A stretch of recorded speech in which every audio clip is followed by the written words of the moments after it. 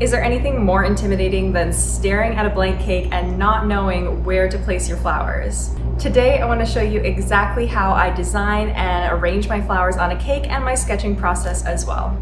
Let's do it.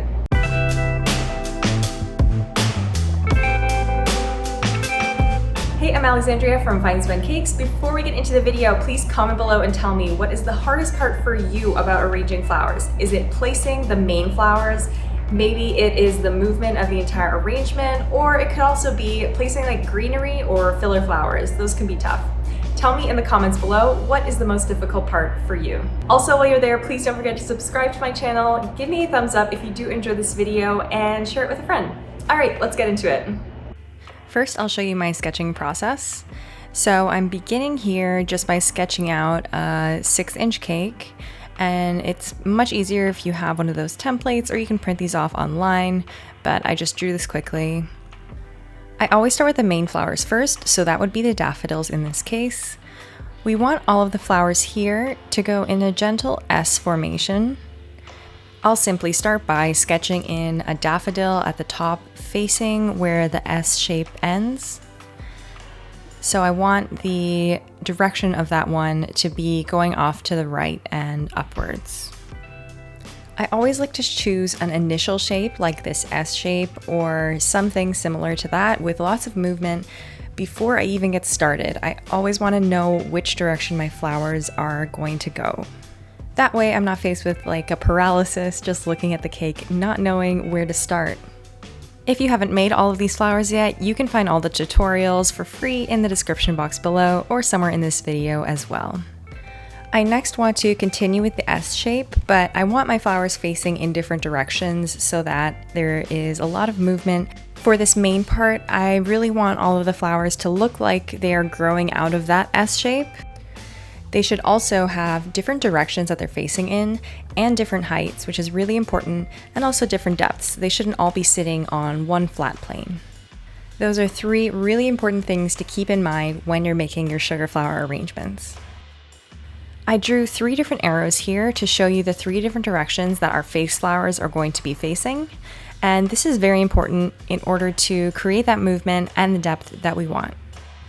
But they are all kind of growing out of that initial S shape that we drew in the beginning.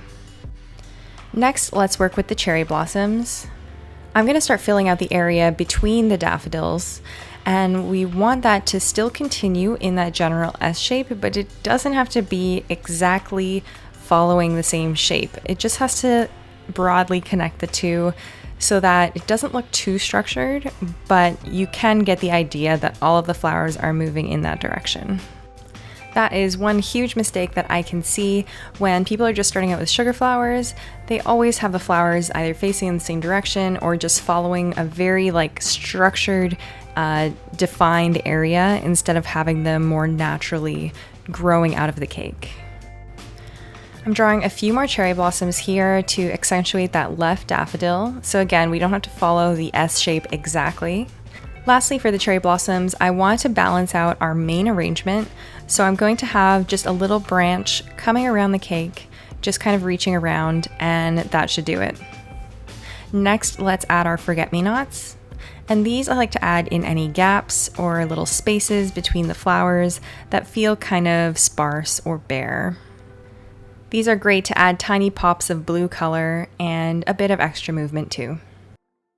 So hopefully you can see now that general S shape that we had, along with the balancing area at the bottom where we added that cherry blossom branch. Now that we have our design sketched out, it is time to add them onto our cake. I'm using a fake cake here, but I want to show you how to safely place your flowers into a real cake. So I use these black cocktail straws, and the wire is moving around too much in there, so what I'm going to do is bend the base of it into a wide hook. Then I'm going to see if that fits into the straw. We want it to be really snug so that it's not going anywhere. It was a bit too wide, so I will smush it down just a tiny bit and then check again, and that fits perfectly, super snug, not going to go anywhere. So we can trim about 1 centimeter away from where the wire is, and then you can fill that with some royal icing just to make sure it is super secure and your cake is not going to be touching the wire. And make sure to gauge how much wire you want sticking out so that you know the length of the straw that you need. Okay, so we are going to go ahead with this design and start with the daffodils. And for the entire design, I'm going to keep that S shape in mind and just think of the placement of every single flower following that shape. I'll start with this daffodil, and I'm just kind of gauging if this is going to be the right direction and how high I want it first, and then I go ahead and insert it. And again, this is a fake cake, so please don't just go ahead and start inserting wires into your real cakes. I then use the needle nose pliers to readjust where the face is going, and then I can move on to the second daffodil. So remember, we had this one facing towards the left, so they're all facing in different directions, but all growing out of that same S shape. I'm just going to adjust these a tiny bit so that they are overlapping correctly. It is super hard to get longer wires into styrofoam, so if you are doing a fake cake, go ahead and trim your wires a bit. It will make your life easier.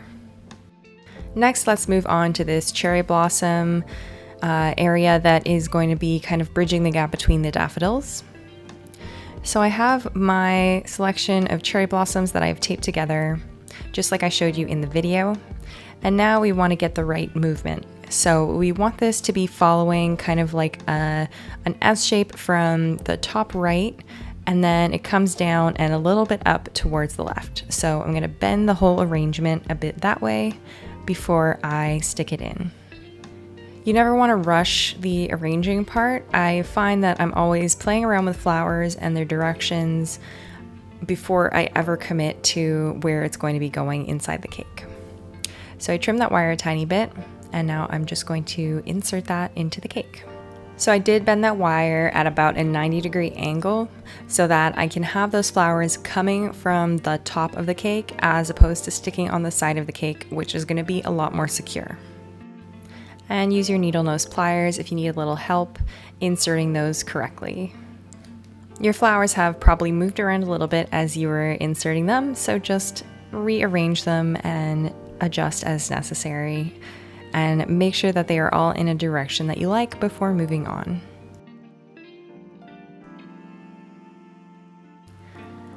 Next, I will place this bunch of 3 right at the back. So I want this to be accentuating the left-hand side daffodil.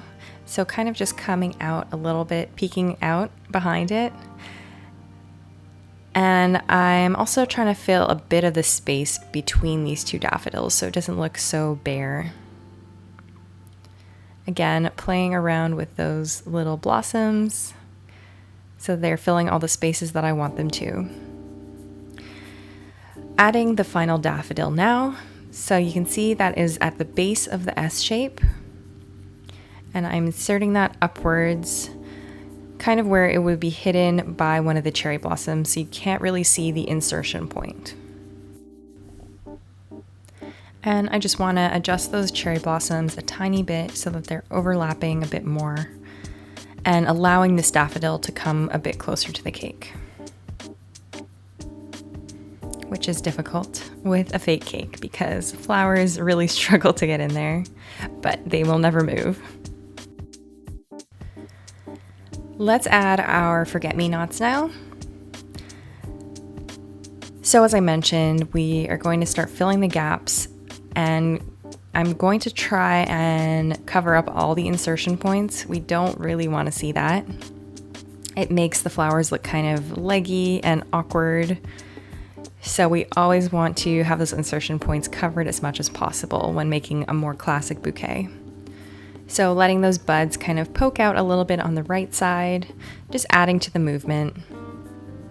Next, let's add that cherry blossom as our base arrangement. So I always do like to add something to kind of ground the arrangement. Otherwise, it feels like it's kind of just floating up there, and I just like the look of having something a little bit more grounding. So that is why we're adding the cherry blossoms right at the base. I also like that it's kind of going in a slightly different direction than our S shape, so it adds some contrast and it doesn't look too static. I'm adding a tiny bunch of those forget-me-nots right at the base as well. So you can see that empty space here where you can see all those insertion points, so we definitely want to cover that up. I'm just going to shimmy these in and then grab my needle nose pliers to insert them fully. And then after that, we can kind of play around with all of those to make sure that they're covering all the spaces that we need them to.